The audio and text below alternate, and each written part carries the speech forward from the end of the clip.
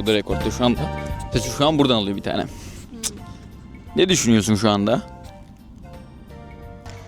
Hava güzel. Herkese merhaba arkadaşlar. Carlos Fix'tesiniz. Karafix'ten mi atacaksın? Hayır. Cactus'tu bizim adım, Cactus. Herkese merhaba arkadaşlar. Şu an Sydney Centennial Park'tan bağlanıyoruz. Evet, şimdi Centennial Park'a geldik gezmeye. Gelmişken de dedik böyle bir video falan çekelim, bir şeyler yapalım. Buraya geldik, burada yaklaşık beraber bir 4 aydır yaşıyoruz. Böyle belirli planlarımız falan var. Bu kanalda işte burada gittiğimiz yerler, gezdiğimiz yerleri çekeriz falan diye. Hem de ailelerimiz de gerçekten merak ediyor çünkü mesafe olarak da çok uzak. Biz de böyle bir kanal açıp en azından buradaki yaşamımız, buradaki yaptığımız şeyler, uğraşlarımız falan olsun. Onları kayda almayı düşünüyoruz. Hı hı. Zaten benim bu YouTube işleriyle biraz böyle ilgim vardı daha öncesinden de. Benim Kendim hiç yok. zaten ayrı kanalım da var. İşte Aynur'u da buna dahil ediyorum. Şimdi nasıl buraya geldik? Öncelikle Türkiye'de Aynur'la bir 3 senelik birlikteliğimiz vardı. Daha öncesinden de zaten tanıyorum, çocukluktan tanırım kendisini. Ondan sonra ya kaza maza şeylerini falan anlatsam buraya nasıl geldim? Yani Türkiye'de zorlanacağımızı düşündük ve yurt dışı isteğimiz, hayalimiz vardı. Yani daha öncesinde de vardı böyle bir istek. Hı hı. Yurt dışına çıkalım, bir şeyler yapalım. Yapacaksak Vesaire. orada yapalım. Zaten Türkiye şartlarını hepiniz biliyorsunuz. Türkiye'de ekonomik olarak ve evlenme mantığı çok fazla böyle artık zora sokulduğu için belli bir nedenlerden dolayı ki kültürel olarak da bence sadece ekonomikten değil. O yüzden böyle bir karar verdik. Yani her ikimizin ailesi ne kadar anlayışlı, yardımcı olsa da biz onları bu şeyin altına sokmak istemedik ve bir şeyleri kendimiz başarmak istedik ve yapacaksak da şimdi yapalım dedik. Bu deneyimi yaşayacaksak da bir önceki, evlenmeden bir önceki adımda yaşayalım dedik. Çünkü evlenip ev yuva kurup sonrasında Gitmek böyle bir daha şeye zor. adım atmak daha zor olacaktı bizim için. Biz de öncesinde bunu yapalım dedik ve nişanlanıp direkt başlattık işlemleri. Aslında şu nişanlanmadan önce yani aklımızda böyle bir şey vardı ama şu gün yapalım, bugün yapalım diye bir plan yoktu. Ya gerçi yani bilmiyorum, bazen böyle bir şey yapmak istiyorum gerçekten ama hep böyle yani bilen bilir. Böyle adım atasın gelmiyor. Bir şeylerin olması lazım illa ki. Türkiye'deyken de ben en son böyle evlilikten önce böyle bir işe gireyim, kendi işim olsun diye böyle bir paket dağıtım işine girdim kendi aracımla. O işte böyle güzel para kazanıyordum, iyi birikim yapıyordum. Ondan sonra böyle bir her şey güzelken, zaten hep öyle olur zaten, böyle iyi şeylerin başlangıcı kötü şeylerle başlar. Bir kaza geçirdim. Ehliyetsiz bir sürücü Porsche marka araçla geldi, aracıma çarptı. Normalde bu süreçler nasıl olur? Hemen arabayı tamire verirsin, hızlı bir şekilde çıkar araba, halledersin. Çok fazla büyük bir hasar da yoktu arabamda ama bu süreç bana 1,5 aya mal oldu. Ben de bu 1,5 ayda bu düşündüğümüz bu geleceğimizle alakalı planlarımızı düşünmeye karar verdim. Zaten arkadaşım Emir de daha öncesinde Avustralya'ya gelmişti. İşte o gelince onunla konuştuk filan detayları. Sonra benim diğer arkadaşım da EJ. O da Amerika'da şu anda. Hiç böyle bir planım yoktu. Şuraya gideyim, buraya gidelim. Öyle bir düşüncemiz de yoktu. Amerika'yı biraz denedik. Yani olur mu olmaz mı diye, ama Amerika'nın şartları zaten çok belli. Oraya normal şekilde girmek ayrı dert zaten. Girip orada yani yaşayabilmek de çok bence ayrı dert. Zor yani. O yüzden ben de ikinci seçenek, yani Emir'in tavsiyesi üzerine Avustralya'ya gelmeye karar verdim. Sonra Aynur'la tabii bunları konuştuk birlikte. Ne yapalım, ne edelim. Aynur sağ olsun bana her zaman destek verdi. Her zaman yanımda zaten. O yüzden ailesi de, bu arada gerçekten ailesine de çok teşekkür ederim bu konuda. Çünkü zor yani, nişanlanacağım. Ya zaten sevgiliydik, artık adını koymak lazımdı. Şey olmadan da nişanlanmayıp da gelmek de olmazdı. İstemedim, Aynur'u bırakmak istemedim o şekilde. O yüzden ailesiyle bu konuyu konuştum. Kendi ailemle konuştum. Tabii onlar ilk başta bu kadar şey olmadılar ama bize güvenleri tamdı. Her zaman desteklediler. Ondan sonra işte bu araç muhabbeti zaten çok böyle mide bulandırıcı. O yüzden çok fazla girmek istemiyorum o araç tamir O olaylarına. süre zarfında zaten işin tehlikeye girdi. Zaten işten kovuldum. İşten çıkarıldım çünkü aracım yok. Aracım yoksa çalışamazdım. O boşlukta da başladım araştırmaya. Aslında çok fazla düşünmedim. Hemen başvurdum. Bir tane ilk başta bir ajans aradık Aynur'la. Kadıköy'de birkaç ajans gezdik. Neredeyse bir 6-7 tane ajans gezdik. Evet. Hepsinden de olumsuz cevaplar aldık. Yani sadece kendim için başvuruyordum bu arada, Aynur için değil. Çünkü Benim planımız için de konuşuyorduk ama hep böyle. sana çok olumsuz konuşuyorlardı. Bana daha olumlu konuşuyorlardı. Yani hep söyledikleri işte, benim de gerçekten profilim o kadar iyi değildi. Hiç yurt dışına çıkmamışım daha önce. Yani lisans olarak da çok bir lisansım yok. Liseyi bitirdim sadece. Üniversite okumadım. Ama çok fazla deneyimim vardı. İş deneyimim vardı. Gittiğimiz yerlerde böyle işte 6 ay yurt dışına çık, gez, ondan sonra bir daha tekrardan deneyelim şeklinde olumsuz cevaplar alınca böyle ben de biraz araştırmaya koyuldum. YouTube'dan bir ajansla tanıştım. Kendilerini aradım. Kendileri direkt olumlu bir şekildeydi. Adını da verebilirim. Neydi? EduMap. Bursa. EduMap. Aynen Bursa Evet, EduMap. Sibel Hanım. Sibel Hanım, Gizem Hanım, onlara da buradan çok selamlar. Çok teşekkürler, bu süreçte çok yardımcı oldular bize. Kendileri çok böyle sıcak yaklaştılar ve tamam hemen yapalım, şu şekilde ilerleyebiliriz. Böyle olumlu bir şekilde, yapıcı şekilde konuşarak bizi böyle beni daha doğrusu böyle motive ettiler sağ olsunlar. Ondan sonra biz de artık dedik başlayalım. Hı hı. Ben evraklarımı topladım, belgelerimi hazırladım. Birkaç olumsuzluklar oldu para toplama kısmında, işte ailemizin göstereceği paralar falan, sponsorluk. Biraz zorluklar oldu ama bir şekilde halloldu. Kendi niyet mektubumu kendim yazdım. Çok da güzel ve dolu yazdım. Buraya gelmemin sebebinin de o niyet mektubu olduğunu düşünüyorum ki Aynur'un niyet mektubunu da birlikte yazdık. Sonra her şey işlemler tamamladıktan sonra parmak izi için beni Üsküdar'a gönder. Üsküdar mıydı? Neresiydi orası? Üsküdar değil. Avustralya galiba. parmak izi yeri Levent vardı. miydi? Levent olabilir. Levent, 4. Levent. Ha, aynen. Levent'te bir yer vardı. Oraya gittim kendi aracımla. İşte parmak izimi verdim, fotoğrafımı çektim. $150 gibi bir ücret ödüyorsunuz bunlarla alakalı. Onları verdim. Ondan sonra işlemleri tamamladım. Dönüş yapıyorum aracımla. Daha yoldayken, daha 10. dakikadan EduMap'ten Gizem Hanım mıydı? Buse Hanım mıydı? Hatırlamıyorum. O zaman Buse Hanım vardı sana galiba. Evet, yardımcı evet. oluyordu. Buse Hanım beni aradı. Şey soruyor bana, işte İhsan Bey ne yaptınız, işte nasıl oldu? Süreç nasıl ilerledi? Kolay mıydı? Ben de anlattım, şunu yaptım, bunu yaptım. Çok bir şey değildi. İşte parmak izi verdim. Artık bundan sonra bekleyeceğiz. Deyince bana dedi ki çıksa ne yaparsınız dedi. Yani şu an hazır mısınız gitmeye falan dedi. Ben de dedim yani çıkarsa hemen valizimi hazırlarım herhalde. Biletimi alırım, direkt çıkarım dedim. Kendisi de bana o zaman biletinizi alabilirsiniz çünkü vizeniz onaylandı dedi. Yani o yaşadığım o anki böyle ya şey anlatamam. Ya mutluydum ama Değişik. Avustralya çok değişik bir his böyle. Gidiyorum oldu falan bir an böyle. Çünkü en büyük engel vize almak, oraya gidebilmek. Ondan sonra işte o yolun geri kalanında işte şarkılar mı söylemedim, işte kahkahalar mı attım bilmem. Sana o ara aramış mıydım seni, yoksa eve gelince mi seni aramıştım? Yolda aradım beni. Yolda aradın değil mi? Aynen. Hı hı. Sonra geldim. Arabayı park ettim. Benim arabamda böyle arabayla böyle şeyim var ya, arabamı çok severim, böyle duygusal bağım var biraz. Bir arabamın böyle etrafından dolaşırken böyle arkasında 2 tane şey var, böyle sticker var. Arabamda sadece 2 tane sticker var dışında böyle. Zamanında Aynur'la birlikte Kadıköy'e gittiğimizde öyle travel stickerları falan olur. Onlardan almıştık böyle. Aynur'un da arabasına. Hediyelik eşya satan yerlerde oluyor. Aynen. Yine. Senin arabana da koymuştuk. Benim arabama da 2 tane yapıştırmıştık. Benim arabamda bir tanesi kanguru, ünlem işareti. Diğeri de Avustralya. Yani Avustralya şeyi. Görürsem o resmi, bulursam onları da paylaşırım. Ama onu alırken hiç böyle Avustralya'ya gidelim, Avustralya araştırmışlığımız yok. Ama Avustralya yani, anladın mı? Böyle travel kafası, gezmeli bir şeyler, tripler falan. O şekilde onu aldım, onu yapıştırmıştım. Onu orada görünce böyle bir an böyle bir aydınlanma yaşadım. Yani Allah Allah oldu ya, bir kader şey falan oldu. Aynur'la da konuştuk zaten onları. Garip ama değil mi ya? Evet. Çok garip. Ve bu olay, yani bu yapıştırma olayı bir 2 ay 3 ay öncesinde falan oldu. Çok yakın bir zamanda olmuştu. Sonra uçak bileti, hazırlık, bilmem ne, her şey halloldu. Sonra buraya geldim rahat bir şekilde. Sonra buraya gelince daha fazla böyle aydınlanmalar yaşadım. Bunlardan biri neydi? Ben arkadaşımla, Muhammed'le Türkiye'deyken sim racing yapardık. Araç yarışı falan yapardık. Böyle benim en çok sevdiğim bir tane şey vardı. Araç pisti vardı. O da Mont Panorama. Buraya gelince fark ettim ki Mont Panorama burada. Sydney'e yani 3 saat uzaklıkta bir yerde ve yani halka açık, gidip gezebiliyorsun istediğin gibi. Normal bir yolu zaten piste çevirmişler, bilenler bilir. Onu da şey yapınca, böyle algılayınca ona da çok böyle şaşırdım yani, hakikaten kaderimmiş yani buraya gelmek, bilmem ne. Bir de normalde şu da var. Köpek çok fazla tercih etmem. İkimiz de kedi insanıyız, böyle kedileri daha çok severiz ama hayatımda böyle eğer bir köpeğim olacaksa Australian Shepherd olmasını isterdim. Onu da buraya gelince fark ettim. Yani böyle biri bana sorunca, işte okulda, yani dil okuluyla geldik buraya. Dil okulunda bana işte hangi hayvanı seversin falan diye böyle kedi köpek muhabbeti açılınca böyle köpek dedim bir an, böyle hangi köpeği seversin?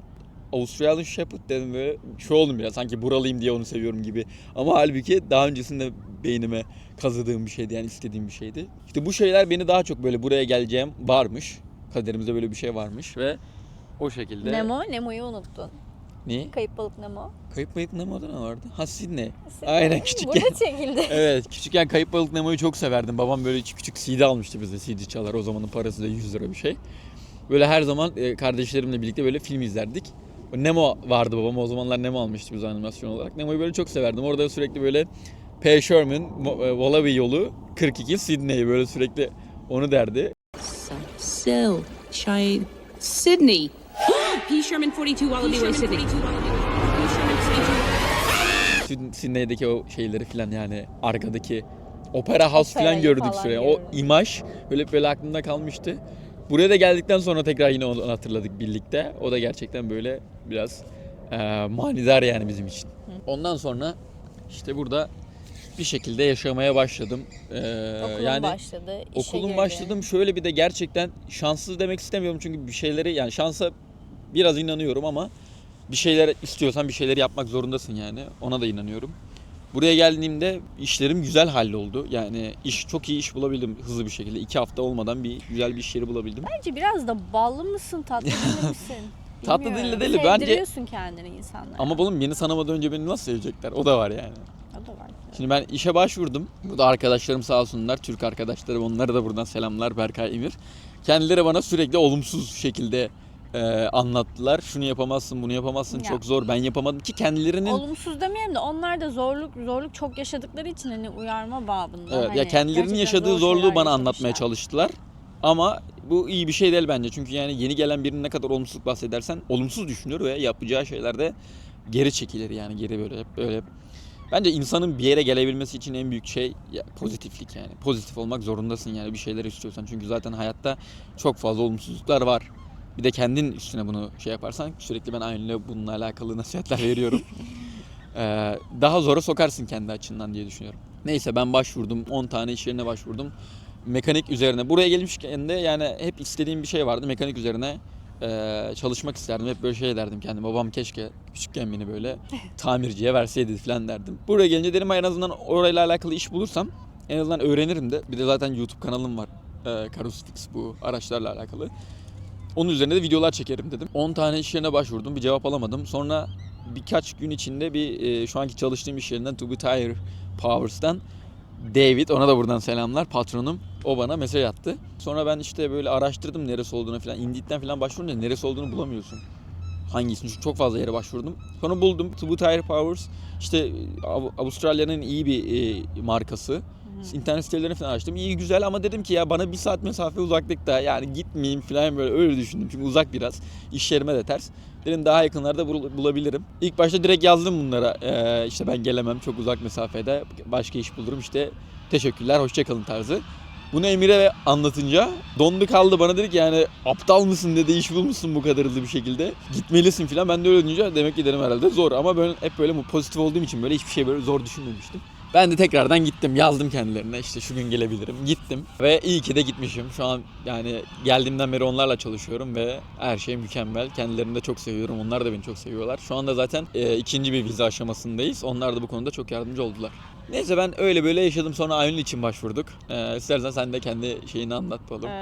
O süreci anlat bir dakika. Önce bir vizeye başvurma süreci var. O vizeye beklerkenki bir süreç var çok fazla. Evet. Kendi anlatsın Biz bakalım. evet beraber başvurmadık çünkü önden senin gitmenin daha iyi olacağını, en azından evdir şeydir ortamı hani hazırlayacağını daha iyi düşündük. Sonrasında ben başvururuz diye Çünkü düşündük. 2 kişi Ki olarak da gelmek evet, biraz zor olabilirdi. hem para gösterme olayları vesaire bunlar da zorlayabilirdi Yaşamak diye. da çok zor olabilirdi. Çünkü Önden birikim. bir kişi Evet ben acı kurban çeksin olarak. dedik. Ya hayır, burada şimdi 2 kişi gelmek, 2 kişine aynı anda iş bulmak, bir yere ev bulmak, couples evler çok zor yani burada bulmak. Herkes vermiyor. Tek olarak gelmeyi o yüzden kararlaştırdık. Çünkü ne olacağını bilmiyoruz. Ben tek geleyim. En Burada bir azından şey işe yapayım. gir vesaire bir şey yap diye Burayı düşündük. öğreneyim. Başvurdu, gitti işte tabii. Üzüntü, sevinç bir arada. Aynen. Öyle bir zaman. Çünkü tam böyle yani nişanlanmışız. Tam böyle birlikte olacağımız zamanlar. Çünkü aileler de biliyor artık. Ama ben gidiyorum. Ve yani öyle böyle bir gitmek de değil yani. Dünyanın öbür ucu yani. Saat farkı çok fazla. Yani Aynen. ben uyuyacağım, o güne başlıyor. İşte o Aynen. bir şey yapacak, benim günüm bitmiş oluyor. Hiç böyle gün içinde denkleşmek iletişimimiz de çok zor Ve oluyordu. ilişki sürecimizde de hep böyle gün içinde birbirimize yazma, boş zamanlarımızda hemen birbirimizi darlamalarımız vardı. Buraya gelince onlar Evet. olamamaya başladı. Çünkü saat farkından dolayı dediği gibi. Evet. Benim için sonra işte İslam geldi. İşte çok şükür iyi gitti her şey onun için. İş buldu. Arkadaş dönmeye edindim. başladı. Arkadaş ortamı iyi oldu. Okula başladı. Çevresi oldu. Sonra benim için başvuralım dedik. Aynı okul, aynı ajans. Devam edelim. Başvurduk. Sonrasında tabii ben de bir beklenti içindeyim. O 10 dakikada bize Ya aynen. haber geldi. Şimdi ben de Evet, her şeyi çok topladım, zordu. hazırladım, ettim. Gittim parmak Bu arada izine. vizesine de buradan yardımcı olmaya çalışıyorum zamanlarımda, kalan zamanlarımda. Çok Evet, zordu yani. evet. Çünkü kaldığım ev de böyle Paylaşımlı. shared house'du ve bambaşka bir paylaşım aldı. Her gün parti ve DJ var yani. Arkadaşımız DJ var. Jaime. Ona da buradan selamlar. O yüzden biraz zordu yani. Eğlenmekten vakit bulmak. Evet, benim bütün evraklarımı o hazırladı zaten. Aynen. İşte başvurduk. Ben de beklenti içerisindeyim. Hemen çıkacak, hemen çıkacak. Başvurduğum dönüş yolundayım. Böyle içim böyle telefon çalacak, beni arayacaklar. Onaylandı yani. Bekliyorum. Bir gün geçti, 2 gün geçti, bir hafta geçti. Ama sonra yok, hayır. 20 ya da 25. günde. Peki ben bu süreçte neler çekiyorum? Ben sürekli Evet, beni yapıyorum, darlıyor mesaj ve atıyorum, olumsuz çıkmayacak düşünüyor. mı? İşte bu az Artık önce çıkmıyor galiba. bahsettiğim şey de buydu. Anül'le sürekli pozitiflik Evet. aşılamak zorunda kaldım. Çünkü çok olumsuz düşünmeye başladı. Ya Çünkü o sıra yoğunluk falan da vardı. Danışman da öyle diyordu. ya beni zaten. özlüyordun. O ayrı. Bir de yani beni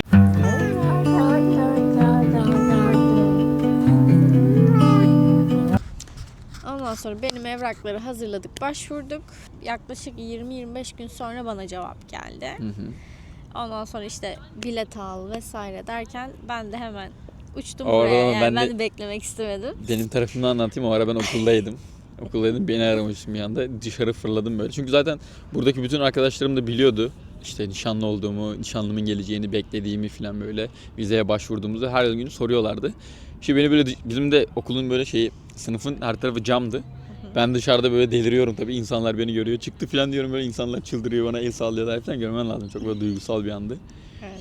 Sonra işte balımın da vizesi çıktı. Zaten aynı okula yapmıştık. Aynen. Beraber gidiyorduk Heh, okula. gelince de zaten bütün arkadaşlarıma Aynur'la pasladım. Bildiğin arkadaşları Aynur için yapmıştım bir sürü. Çok güzel arkadaşlarımız var bu arada. Aha. Onun yardımcı da oldular sağ olsunlar Aynur'un işinde falan. Çok iyiler. Böyle daha detaylı şeyler yani zaten anlatacağımız kadar. Şu an zaten Aynur'la da 4-5 aydır burada birlikteyiz. O geldikten sonra taşınmak zorunda kaldık. Ev bulma çok zorlu bir süreçti. İşte Aynur'un gelmesine bir gün falan vardı. Ben hala ev bulamamıştım. Gerçi bulmuştum. Eski ev sahibim sağ olsun. İlk başta tamam deyip sonradan hayır falan deyince böyle Evet. biraz ortada bir hafta kalmıştım. Airbnb'de kalmak durumunda kaldık. Airbnb'de işte Aynur'un geleceği gün benim iş yerimde çok sağ olsunlar yani yardım ettiler. Menajerim Sandy çok fazla işte benim adımı verebilirsin işte. Çünkü buraya bir ev başvurusunda falan yaptığın zaman referansın olması lazım. Çok fazla yardımcı oldular o konuyla alakalı. Bunu her gün sordular. Ne yapıyorsunuz, ne ediyorsunuz, geliyor mu, gelmiyor mu? Onlar da çok sevinçliydi ki zaten Aynur uçağa binip geldiğinde hepimiz iş yerinden takip ettik yani Aynur'un uçağını. Herkes bakıyordu falan. Öyle sonra Bir hafta Airbnb'de kaldık. Ha, aynen. Sonrasında işte Volay Creek'te bir paylaşımlı dairede kalıyoruz. Şu anda hala daha orada kalıyoruz. çok da güzel ama şu an seviyoruz Güzel, ama. yani. Yakın zamanda yine taşınmayı düşünüyoruz. İşte Aynur'un geldiği zaman da uçaktan takip ediyoruz. Aynur geldiği anda o günde Sarı'nın doğum günüydü. O da çiçek şeyleriyle alakalı falan çalışıyormuş. Aynur'a çiçek yapmış yani getirmiş bana verdi. O gün de aldım çiçeği Aynur'la gittim. İş çıkışı çünkü geleceği zaman 6.30-7 gibi bir şeydi galiba. Aha.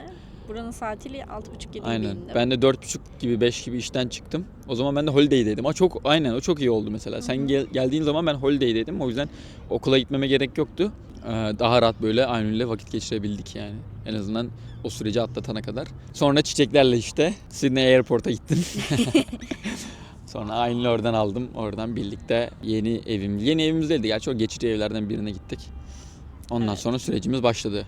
Aynen öyle. Şu anda da işte benim okulum hala devam ediyor. Aynı zamanda da housekeeping işinde çalışıyorum. Bir otelde room attendant olarak çalışıyorum. Hı hı. Çok memnun değilim, hala başka işler bakıyorum ama dilim çok fazla iyi olmadığı için şu an bunu bulabildim. Cleaning bulabildim. Aslında iyisin ama şu anki levelinden dolayı bence. Belki de. Intermediate şu an. Çünkü kafeler, restoranlar birazcık daha böyle full yani akıcı İngilizce istiyorlar. Hı hı. Onun için yeterli değilim hala da. Anlamada iyiyim ama konuşmada akıcı değilim. İngilizceden de bahsetmişken ben buraya gelmeden önce yine bir İngilizce böyle bir şeyim vardı. Yani İngilizceye falan bir alakam vardı. İçerikler falan hep İngilizce izlerdim. İzlediğim filmler, diziler olsun. Amerikan futbolu da oynamıştım vardı Türkiye'de 6 sene. Orada da koçlarımız Amerikalı olduğu için İngilizce öğrenmem zorunluydu. Hiç bir okula falan gitmedim ama çabuk öğrendim İngilizceyi, bilmiyorum. Ama buraya gelince ilk zamanlarımda böyle bir konuşamama durumu oldu. Çünkü kullanmıyorsun. Biliyorsun, çok fazla kelime biliyorum ama kullanamıyordum. İlk bir iki haftamda böyle hissettim. Yani böyle konuşamıyorum, nasıl olacak falan böyle. Ama yavaş yavaş insanları tanıyarak, çünkü yeni tanıdığım insanlara böyle çok açık olamıyorum açıkçası. Sonra yavaş yavaş böyle hızlanmaya başladı İngilizcem. İlk bir ayımda Intermediate'de başladım. İlk bir ayımda Upper'a geçtim. Upper'dan sonra Holiday'imden sonra da dönünce beni direkt Advance'e geçirdiler. Ve Advance olarak bitirdim. Excellent seviyede, bunu da söyleyebilirim buradan. Ve 99 attendance'la, yani %99 devamlılık oranıyla gerçekten okuluma her gün gittim. Sadece 2 saat gitmedim, o da Fight Club.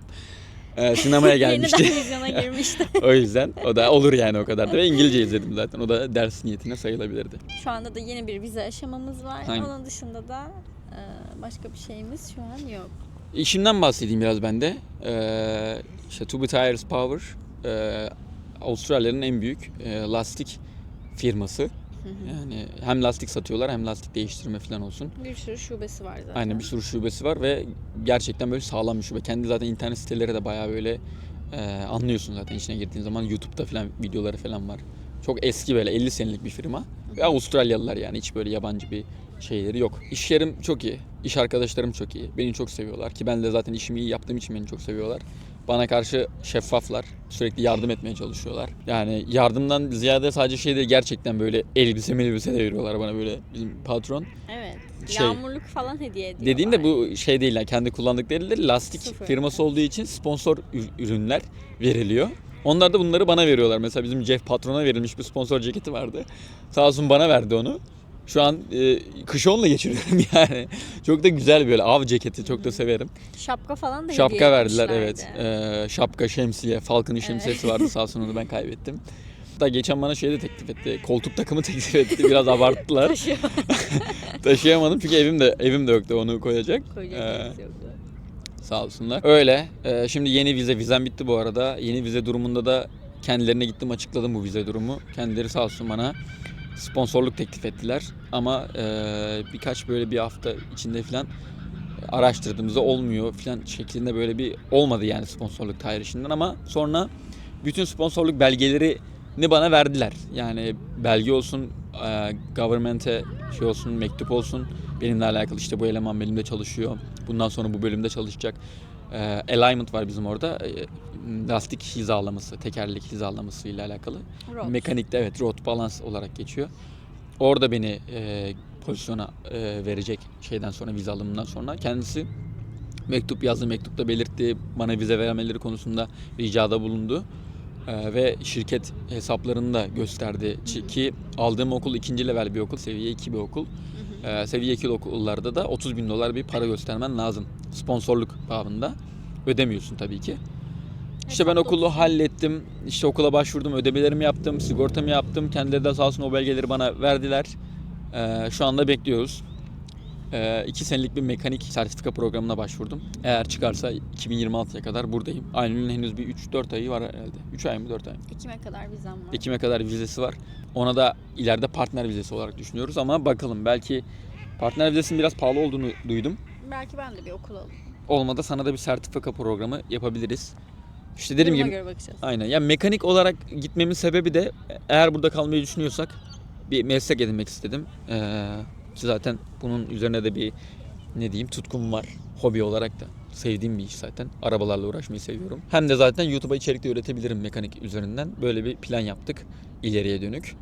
Ki eğer Aynı'nda de bu şekilde yaparsak, Aynı'nın da böyle mesleki bir okulda devam edip ileride buranın, Avustralya'nın istediği bir meslek dalında ilerlemesini istiyoruz. Ki patoloji Aynı'nın gerçek mesleği. Patoloji mezunu kendisi.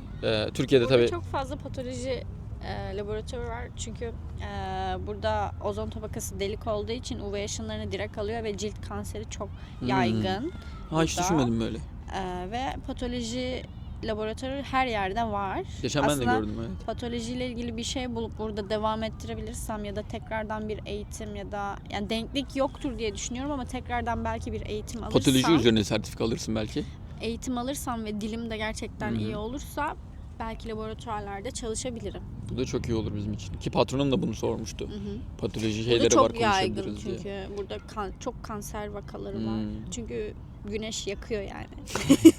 Şu an güzel ama kış olduğu Şu an için kış üşüyoruz. o kadar da bir şey yapmıyor yani. İstiyoruz şu an güneşi. İlerideki planlarımız bu vizeyi aldıktan sonra ekstra iş falan biraz daha böyle para gelir kaynağını biraz daha arttırmak.